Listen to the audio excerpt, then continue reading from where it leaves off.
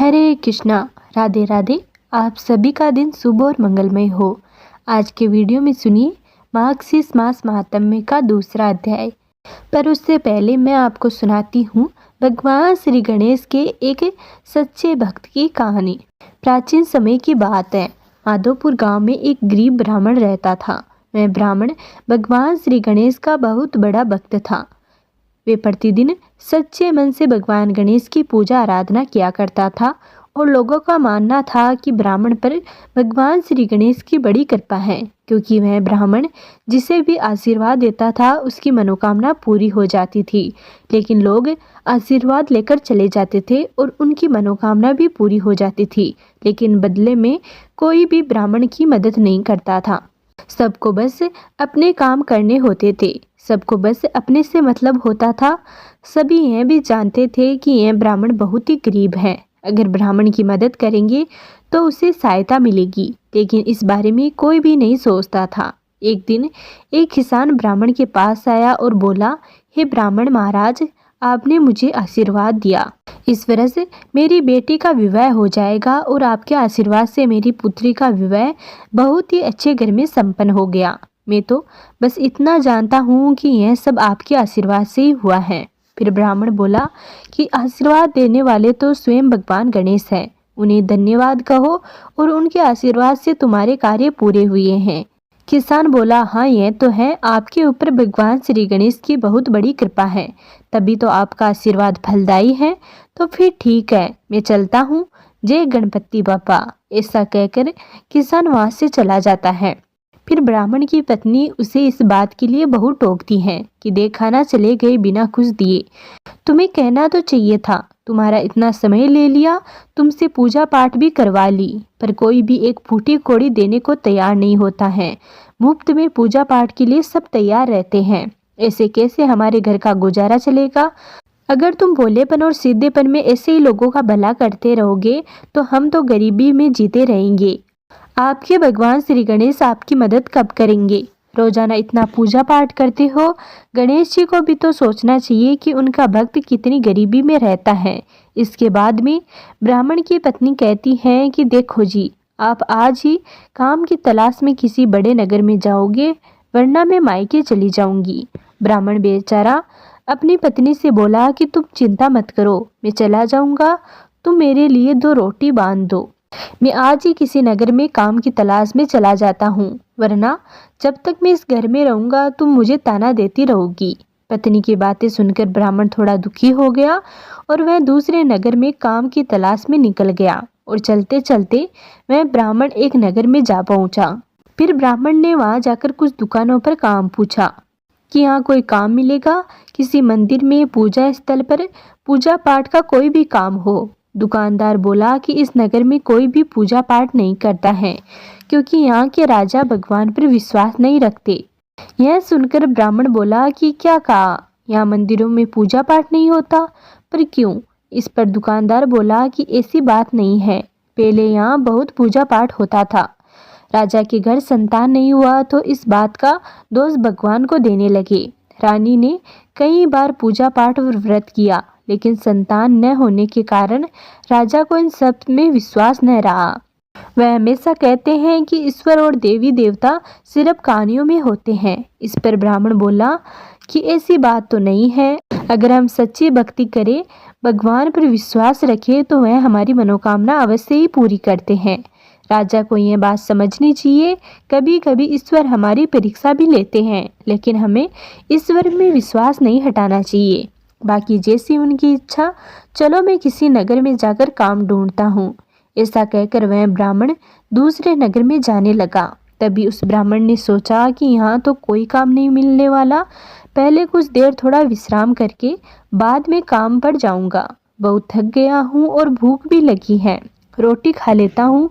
ऐसा सोचकर ब्राह्मण एक पेड़ के नीचे बैठकर विश्राम करने लगा और उसे भूख भी लगी थी, इसलिए वह रोटी खाने लगा। उसने गणेश जी का ध्यान किया, फिर रोटी का निवाला तोड़ा और बोला, हे भगवान गणेश, पहला निवाला आपको भोग लगाता हूँ, मुझ पर सदैव अपनी कृपा बनाए रखना। उसी समय वहाँ से राजा के सिपाही गुजर रहे थे और वह ब्राह्मण को भगवान का नाम लेते हुए सुन लेते हैं और फिर ब्राह्मण से बोले कि क्या तुम्हें पता नहीं है कि हमारे नगर में भगवान का नाम लेना मना है। फिर ब्राह्मण बोला कि ऐसी कोई बात नहीं है, भगवान का नाम लेने से तो सारे कार्य पूर्ण हो जाते हैं, वह तो ऐसे काम भी पूर्ण कर देते हैं जो संभव न हो। यह सुनकर सिपाही बोले कि अच्छा, तुम्हारे भगवान गणेश सारे काम पूर्ण कर देते हैं, कुछ भी मांगो। यह सुनकर ब्राह्मण बोला, हाँ कुछ भी मांगो, पर मांगने वाले में सच्ची श्रद्धा होनी चाहिए। यह सुनकर सिपाही बोले, तो फिर तुम एक काम करो, हम तुम्हें अपने राजा के पास ही ले चलते हैं कि तुम्हें अपने भगवान पर बहुत भरोसा है। अब यह सब बातें उन्हीं के सामने करना। सिपाही ब्राह्मण को पकड़कर राजा के पास ले जाते हैं और राजा से बोला, हे महाराज, यह ब्राह्मण कहता है कि भगवान गणेश जी जो भी मांगो वह इच्छा पूरी कर देते हैं। यह भगवान गणेश का नाम ले रहा था, हमने इसे पकड़ लिया और नाम लेने से मना किया, पर यह नहीं माना, इसलिए हम इसे यहाँ लेकर आए हैं। राजा फिर ब्राह्मण से बोला कि क्या यह सत्य है कि तुम्हारे भगवान श्री गणेश सबकी इच्छा पूरी करते हैं? तो उनसे बोलो कि हमारे यहाँ संतान नहीं है, तो क्या वे हमें संतान सुख का आशीर्वाद दे सकते हैं? राजा की बात सुनकर ब्राह्मण बोला कि यदि महाराज आप सच्चे मन से भगवान श्री गणेश का नाम लेंगे और उनके प्रति सच्ची श्रद्धा रखेंगे तो आपकी इच्छा अवश्य ही पूरी होगी। इस पर राजा बोला, मैं भगवान गणेश पर विश्वास नहीं करता, तुम ही भगवान से मेरे लिए मांगो, वो तो तुम्हारी प्रार्थना सुन लेते हैं ना। ब्राह्मण बोला कि महाराज, भगवान पर विश्वास किए बिना आशीर्वाद कभी पूरा नहीं होता। श्री गणेश को यदि सच्चे मन से पुकारोगे तो आपकी इच्छा वैसे ही पूरी हो जाएगी। ब्राह्मण की बात सुनकर राजा बोला, मैं तुम्हारी झूठी बातों में नहीं आने वाला, तुम मुझे अपनी बातों में फंसा रहे हो ताकि मैं अपना सर तुम्हारे भगवान के सामने झुका दूं। तुम अपने आप को भगवान श्री गणेश के सच्चे भक्त कहते हो तो एक बार अपने भगवान से बोलो कि इसी समय नगर में वर्षा करके दिखाएं, तब मैं उनकी शक्ति को मानूंगा। इस पर ब्राह्मण बोला, हे महाराज, मैं कोई जादूगर तो नहीं हूँ, लेकिन केवल प्रार्थना कर सकता हूँ। इस पर राजा बोला, क्यों घबरा गए? क्योंकि मैं जानता हूँ तुम्हारे कहने से तुम्हारे गणेश जी यहाँ वर्षा नहीं कर सकते। तुम्हारी भक्ति झूठी है, तुम झूठ ही भगवान श्री गणेश का नाम लेते हो और लोगों में झूठा प्रचार करते हो। मेरी मानो तो अब से तुम भी भगवान का नाम लेना छोड़ दो। यह सुनकर ब्राह्मण बोला, नहीं महाराज, मेरी भक्ति झूठी नहीं है, मैं मृत्यु को प्राप्त हो जाऊंगा, लेकिन आखिरी सांस तक मेरे मुख पर भगवान श्री गणेश का ही नाम रहेगा। ऐसा बोलकर राजा भगवान श्री गणेश से प्रार्थना करने लगा कि हे गणपति महाराज, यदि मेरी भक्ति सच्ची है तो आप इसी समय बारिश कर देंगे। ओम श्री गणेशाय नमः, ओम श्री गणेशाय नमः। सिपाही बोले कि महाराज, बाहर तो भीषण गर्मी और धूप है और मानसून भी नहीं है, तो बारिश कहाँ से आएगी? मौसम तो बिल्कुल साफ है। और उधर ब्राह्मण आंख बंद करके भगवान श्री गणेश की स्तुति करता रहा। अचानक आसमान में काले बादल छा गए, बिजली कड़कड़ाने लगी और सब घबरा जाते हैं और कुछ ही देर बाद बहुत तेज मूसलाधार बारिश होने लगती है। सब नगरवासी खुशी से झूम उठते हैं, उनको इतनी गर्मी में बारिश के आने से राहत मिल गई। राजा भी भगवान श्री गणेश की शक्ति और ब्राह्मण की भक्ति को उसी दिन पहचान जाता है और ब्राह्मण से बोलता है कि हे ब्राह्मण देव, आप तो धन्य हैं, आप तो भगवान श्री गणेश के सच्चे भक्त हैं, आपकी भक्ति तो सच्ची है। अब से मैं भी भगवान श्री गणेश की स्तुति करूंगा। इस नगर में अब भगवान श्री गणेश के सहित सभी देवी देवताओं की पूजा होगी। हे गणपति महाराज, मुझे क्षमा कर देना, मुझसे बहुत बड़ी भूल हो गई। हे प्रभु, मैं आपकी शक्ति को पहचान नहीं पाया, लेकिन अब इस ब्राह्मण देवता ने मेरी आंखें खोल दी हैं, मुझे नास्तिक से आस्तिक बना दिया है। हे गणेश भगवान, मेरी प्रार्थना सुनिए, मुझ पर कृपा कीजिए, मेरे घर पर भी बच्चे की किलकारियां गूंजे, मैं बस यही प्रार्थना करता हूँ। ब्राह्मण बोला, हे राजन, भगवान श्री गणेश अपने भक्तों की पुकार जरूर सुनते हैं, देखना वह आपकी इच्छा अवश्य ही पूरी करेंगे। रानी भी गणेश भगवान से प्रार्थना करती हैं कि हे गणपति भगवान, हमारी प्रार्थना स्वीकार करिए।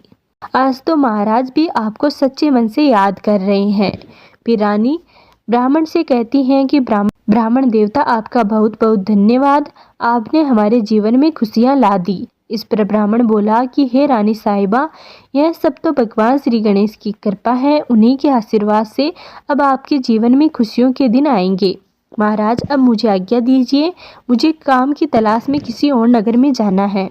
राजा बोला कि नहीं नहीं ब्राह्मण देवता, अब मैं आपको कहीं भी जाने नहीं दूंगा। आपको कहीं भी जाने की आवश्यकता नहीं है। अब आप हमारे नगर में ही रहेंगे।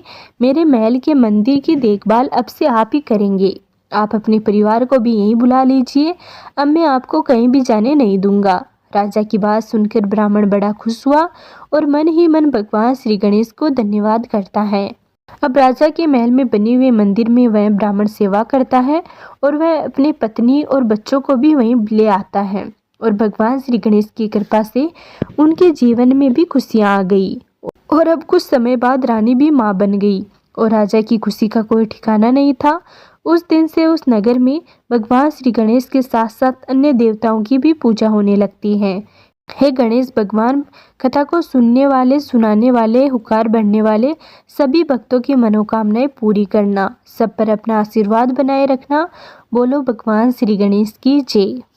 अब सुनिए मार्गशीर्ष मास महात्म्य का दूसरा अध्याय। राजा के ऐसे वचन सुनकर तपस्वी कहने लगा कि हे राजन, भगवान सूर्य बहुत शीघ्र उदय होने वाले हैं, इसलिए यह समय हमारे लिए स्नान का है, कथा का नहीं। सो आप स्नान करके अपने घर को जाओ और अपने गुरु श्री वशिष्ठ जी से इस महात्म्य को सुनो। इतना कहकर तपस्वी सरोवर में स्नान के लिए चले गए और राजा भी विधि पूर्वक सरोवर में स्नान करके अपने राज्य को लौटा और रानी निवास में जाकर तपस्वी की सब कथा रानी को सुनाई। तब सूत जी कहने लगे कि महाराज, राजा ने अपने गुरु वशिष्ठ जी से क्या प्रश्न किया और उन्होंने क्या उत्तर दिया, सो कहिए। व्यास जी कहने लगे कि हे सूत जी, राजा दिलीप ने रात्रि को सुख से सोकर प्रातः समय ही अपने गुरु वशिष्ठ जी के पास जाकर उनके चरणों को छूकर प्रणाम करके तपस्वी के बताए हुए प्रश्नों को अति नम्रता से पूछा कि गुरुजी, आपने आचार, दंड, नीति, राज्य, धर्म तथा चारों वर्णों के चारों आश्रमों की क्रियाओं, दान और उनके विधान, यज्ञ और उनकी विधियां, व्रत, उनकी प्रतिष्ठा तथा भगवान विष्णु की आराधना अनेक प्रकार से तथा विस्तार पूर्वक मुझको बतलाई। अब मैं आपसे माघ मास के स्नान के महात्म्य को सुनना चाहता हूँ। सो हे तपोधन, नियम पूर्वक इसकी विधि समझाइए। गुरु वशिष्ठ जी कहने लगे कि हे राजन, तुमने दोनों लोकों के कल्याणकारी, वनवासी तथा गृहस्थियों के अंतःकरण को पवित्र करने वाले माघ मास के स्नान का बहुत सुंदर प्रश्न पूछा है। मकर राशि में सूर्य के आने पर माघ मास में स्नान का फल गो, भूमि, तिल, वस्त्र, स्वर्ण, अन्न, घोड़ा आदि दानों तथा चंद्रायन और ब्रह्मा कूच व्रत आदि से भी अधिक होता है। वैशाख तथा कार्तिक में जप, दान, तप और यज्ञ बहुत फल देने वाले हैं, परंतु माघ मास में इनका फल बहुत ही अधिक होता है। माघ में स्नान करने वाला पुरुष राजा और मुक्ति के मार्ग को जाने वाला होता है। दिव्य दृष्टि वाले महात्माओं ने कहा है कि जो मनुष्य माघ मास में सकाम या भगवान के निमित्त नियम पूर्वक माघ मास में स्नान करता है, वह अंततः फल वाला होता है। उसको शरीर की शुद्धि, प्रीति, ऐश्वर्य तथा चारों प्रकार के फलों की प्राप्ति होती है। अदिति ने 12 वर्ष तक मकर संक्रांति में अन्न त्याग कर स्नान किया। इससे तीनों लोकों को उज्जवल करने वाले 12 पुत्र उत्पन्न हुए। माघ में स्नान करने से ही रोहिणी, सुभंगा, अनुरिद्धि दानशीलता हुई और इंद्राणी के समान रूपवती होकर प्रसिद्ध हुई। जो माघ मास में स्नान करते हैं तथा देवताओं के पूजन में तत्पर रहते हैं, उनको सुंदर स्नान, हाथी, घोड़ों की सवारी तथा दान को द्रव्य प्राप्त होता है। अतिथियों से उनका घर भरा रहता है और उनके घर में सदा वेद ध्वनि होती रहती है। वह मनुष्य धन्य है जो माघ मास में स्नान करते हैं, दान देते हैं तथा व्रत और नियमों का पालन करते हैं और दूसरों के पुण्य के क्षीण होने से मनुष्य स्वर्ग से वापस आ जाता है। परंतु जो मनुष्य माघ मास में स्नान करता है, वह सभी स्वर्ग से वापस नहीं आता। इससे बढ़कर कोई नियम, तप, दान पवित्र और पाप नाशक नहीं है। भृंगु जी ने मणि पर्वत पर विद्याधरों को यह सुनाया था। तब राजा ने कहा कि ब्राह्मण भृंगु ऋषि ने कब मणि पर्वत पर विद्याधरों को उपदेश दिया था, सो बताइए। तब ऋषि जी कहने लगे कि राजन, एक समय 12 वर्ष तक वर्षा न होने के कारण, सब प्रजा क्षीण होने के कारण संसार में बड़ी उद्विग्नता फैल गई। हिमाचल और विंध्याचल पर्वत के मध्य का देश निर्जन होने के कारण श्राद्ध, तप तथा स्वाध्याय सब कुछ छूट गए। सारा लोग विपत्तियों में फंसकर प्रजाहीन हो गया। सारा भूमंडल फल और अन्न से रहित हो गया। तब विंध्याचल से नीचे बहती हुई नदी के सुंदर वृक्षों से आच्छादित अपने आश्रम से निकलकर श्री भृगु जी ऋषि अपने शिष्यों सहित हिमालय पर्वत पर गए। इस पर्वत की चोटी नीली और नीचे का हिस्सा सुनहरी होने से सारा पर्वत पीताम्बरधारी श्री भगवान के सदृश लगता था। पर्वत के बीच का भाग नीला और बीच बीच में कहीं कहीं सफेद स्फटिक होने से तारों से युक्त आकाश जैसी शोभा को प्राप्त होता था। रात्रि के समय वह पर्वत दीपकों की तरह चमकती हुई दिव्य औषधियों से पूरित किसी महल की शोभा को प्राप्त होता था। वह पर्वत शिखाओं पर बांसुरी बजाती और सुंदर गीत गाती हुई किन्नरियों तथा केले के पत्तों की पताकाओं से अत्यंत शोभा को प्राप्त हो रहा था। यह पर्वत नीलम पन्ना पुखराज तथा इसकी चोटी से निकलती हुई रंग बिरंगी किरणों से इंद्रधनुष के समान प्रतीत होता था। स्वर्ण आदि सब धातुओं से तथा चमकते हुए रत्नों से चारों ओर फैली हुई अग्नि ज्वाला के समान शोभायमान था। इसकी कंदराओं में काम पीड़ित विद्याधरी अपने पतियों के साथ आकर रमण करती हैं, और गुफाओं में ऐसे ऋषि मुनि जिन्होंने संसार के सब क्लेशों को जीत लिया है, रात दिन ब्रह्मा का ध्यान करते हैं और कई एक हाथ में रुद्राक्ष की माला लिए हुए शिव की आराधना में लगे हुए हैं। पर्वत के नीचे भागों में जंगली हाथी अपने बच्चों के साथ खेल रहे हैं तथा कस्तूरी वाले रंग बिरंगे मृगों के झुंड इधर उधर भाग रहे हैं। यह पर्वत सदा राजहंस तथा मोरों से भरा रहता है, इसी कारण इसको हेमकुंड कहते हैं। यहाँ पर सदैव ही देवता और अप्सराएं निवास करती हैं। तो ये था मार्गशीर्ष मास महात्म्य का दूसरा अध्याय। अगले वीडियो में जानेंगे मार्गशीर्ष मास महात्म्य के अगले अध्यायों के बारे में।